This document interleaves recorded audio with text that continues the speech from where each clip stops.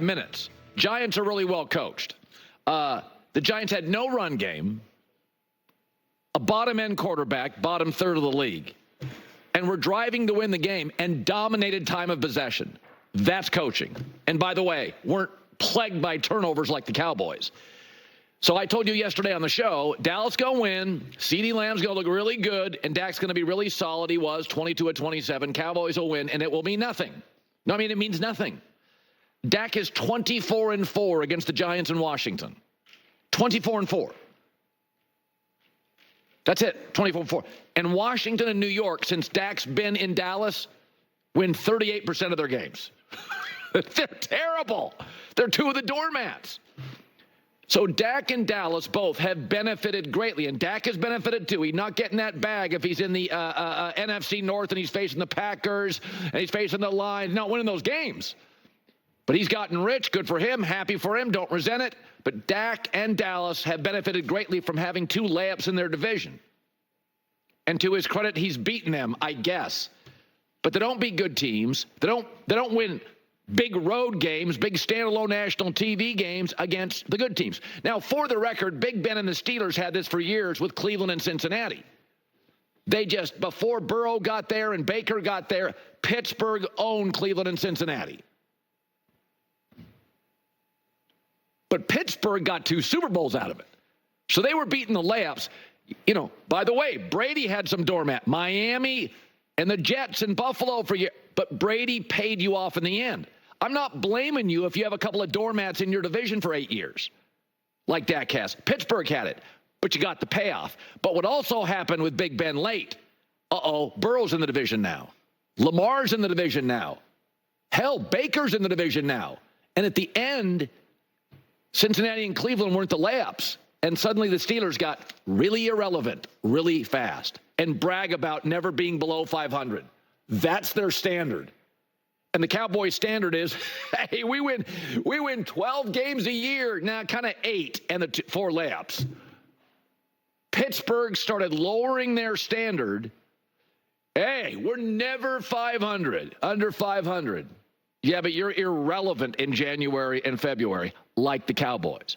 But to Pittsburgh's credit, they did get trophies out of those 2 layups for years. It did help them get home field advantage when you go 4-0 every year against the lousy Bengals and the lousy Browns. But here's what's happening. But Cleveland briefly got the right quarterback. Cincinnati got the right quarterback, and Lamar Jackson in Baltimore. And suddenly you get much less relevant. So here's what's happening in the NFC East. Philadelphia just needs the right coach. And even Sirianni with the right coordinator got to a Super Bowl. So Philadelphia's got better players than Dallas, and they're a better organization. Washington's got Jaden Daniels. Kid can spin it. Hey, who's he look like? Lamar Jackson. You know, ask Big Ben about that. So now you got a Lamar Jackson clone in the division, and the New York Giants, and I'll get to this in a second, they're just a quarterback away. That's all they are. They got the coach. So Dallas, congrats on the division titles. But you have this advantage. Brady took advantage of, for years, the Jets being dysfunctional, the Bills being dysfunctional, and Miami being dysfunctional, because it guaranteed him 5 or 6 wins in the division. He gets the #1 seed home playoff games. And Big Ben, to his credit, would beat Cleveland and beat Cincinnati. And he would use that to get seeding and home field advantage. And he got Super Bowls out of it. Dallas has had that. Just layups. Washington and the Giants have been layups. Dak's 24-4 against them. It's getting you home playoff games. And what are you doing with it? Getting your doors blown off by Green Bay. So this doesn't mean anything. They've been doing this for years. And by the way, those tough road games and the better teams you don't beat, I looked at your schedule this morning. Here they come. At Pittsburgh, Detroit, at San Francisco, Philadelphia, Texans, even the Atlanta game's tough. Those are games you don't win, tough road games. So I don't begrudge you for getting a couple of layups in your division, but Brady and Big Ben and the Steelers took advantage of it. But what happened after a while for Tom Brady? He looked around and went, Josh Allen's in the division. Then Big Ben went, Lamar and Joe Burrow in the division. Jaden Daniels is now coming to town, and if Jalen Hurts can get, who knows, Shane Steichen may say, I'm going back to Philadelphia. The way Anthony Richardson looks. I'm not begrudging anybody for taking advantage of opportunities. Generally, most great quarterbacks and coaches, I mean, when Nick Saban was in the SEC, there were so many bad coaches. Then Kirby Smart went over to Georgia, and now Lane Kiffin's in there. And here comes Sark in Texas. And Alabama doesn't have that road like they used to. Saban retires, Kalen DeBoer. The point being is Dallas has given you nothing, having this like 7-8 year advantage where Washington and New York have been garbage. Yeah, they're winning the games as Pittsburgh did, as Brady did. But those guys gave you something at the end. Dallas can't even win a second playoff game. That doesn't mean anything. Here's Dak after.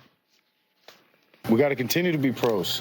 That's not done. That's not done when you get a win. And that's my point about we're not going to get overexcited or hopefully the guys don't listen to anything that's being written now, good or bad. It's about focusing on this process. We're able to get a win tonight, puts us at 2-2, going into a long weekend. But we've got to go on the road next week against a good Steelers team. All right, now I want to talk Giants. And I'm sure New York media today is pounding on them. But listen to this. Who had more first downs?